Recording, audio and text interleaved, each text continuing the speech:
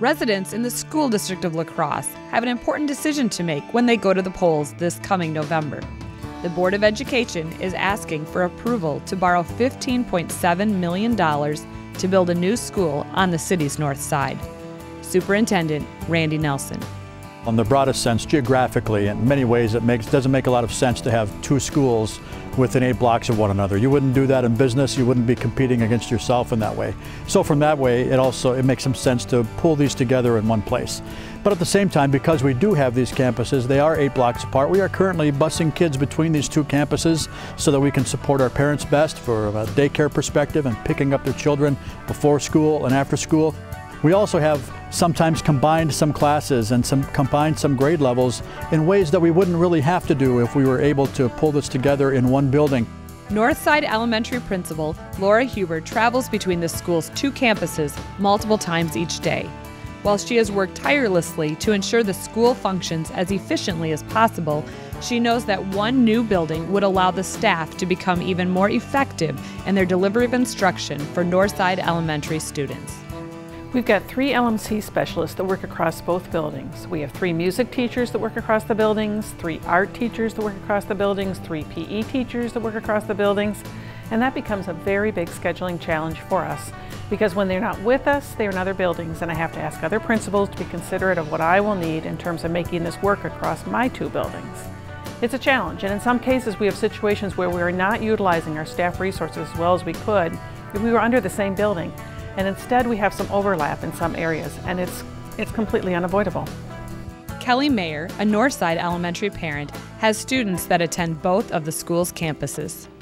I know my 5th grader last year and my kindergartners didn't have the same gym teacher, or my 2 kindergartners were in 2 separate classrooms. They didn't even have the same music teacher and art teacher.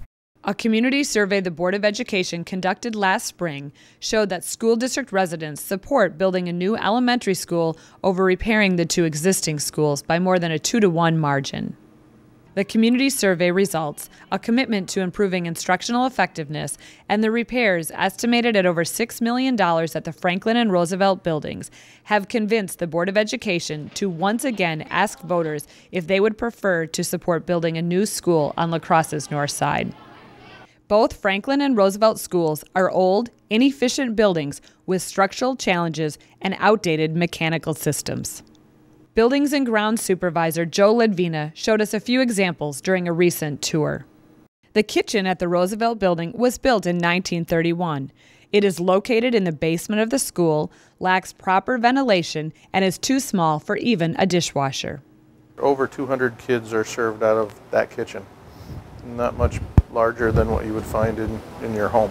In addition to the kitchen, the school's art and orchestra classrooms are located in the basement, as are the physical therapy and occupational therapy rooms. We have had some issues in the past with water in the basement where we've had to do some projects outside to eliminate that. Water-damaged ceiling tiles are a constant reminder that the classroom spaces are at risk. Every time we have a hard rain, we're looking to make sure that we don't have water in the orchestra, PT-OT area. The lower-level art room supply cabinets have also been the victim of seeping water. And what we've had to do is remove all the cabinets on the outside wall because, again, we've had issues of water penetration here. Roosevelt School still utilizes the building's original boiler. The bottom of the boiler is rusting out, the result of 1 to 2 inches of standing water that pools in the boiler room during heavy rain. We have to bring in extra pumps and that to keep the water out of here. Ledvina shares that the cost to replace the boiler is significant. The real question here is, do we invest the $1.4 million into a building that's 89 years old? And once we invest that $1.4 million into this facility, it's probably going to be here for the next 30 to 40 years. Franklin School also has significant building challenges. Franklin was built in 1955 by the Sheffield Brick and Tile Company. At the time, Sheffield was the industry leader in the construction of schools and other large buildings in the Midwest. By the early 1980s, the company's structural tile beam systems began failing in many facilities they had built, including a floor failure at Lourdes High School in neighboring Rochester, Minnesota. La Crosse School District officials identified sagging floors and shifting beams at Franklin School as well, and reinforced the building with steel beams in the early 1980s.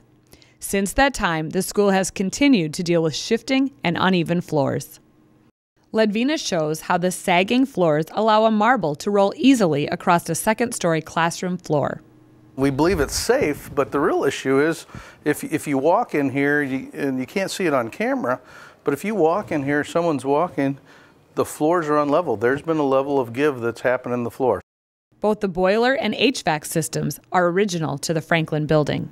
We have one boiler here. Typically, we like to have two, at least two, so we have a backup boiler. So if that boiler were to go down, we would lose any heat.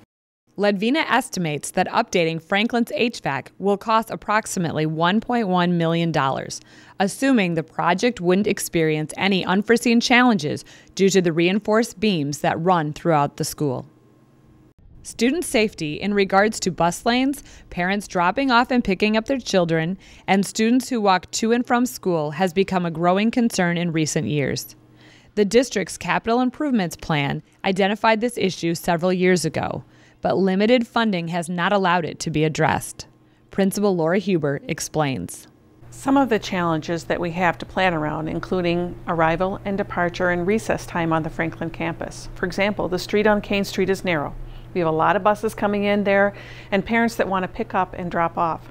And then we have buses coming in from Summit, Northwoods, and the Roosevelt site. We try to keep them on the alleyway, but we have children that are walking home that want to cut across the alleyway and we have to move them around. So it becomes a transportation hub and we have to be very carefully think about how to keep everybody safe. To have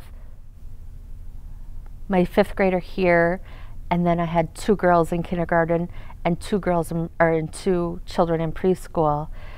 Okay, well, how am I going to make sure everyone's safe and getting home properly? My fifth grader got, he really became very independent because mom can't be there all the time. So I had, make sure that the other four were safe. Parent Joe Veenstra. Trying to manage dropping off one kid to get them at school at Roosevelt on time, getting back over here on time to drop off the other kid. It was manageable, but it wasn't fun. The new Northside School would be located on the Franklin School site and would house all the students from both the Franklin and Roosevelt campuses, including Cooley Montessori. Parent Kim Shively. This will kind of be the first opportunity for that faculty to be able to have classrooms that are maybe specifically designed for the unique needs of a Montessori classroom. The referendum question the Board of Education is proposing to voters will have a tax impact of $25 per year, or just over $2 a month per $100,000 of property value. A home valued at $65,000 would pay approximately $16 a year to support the new school.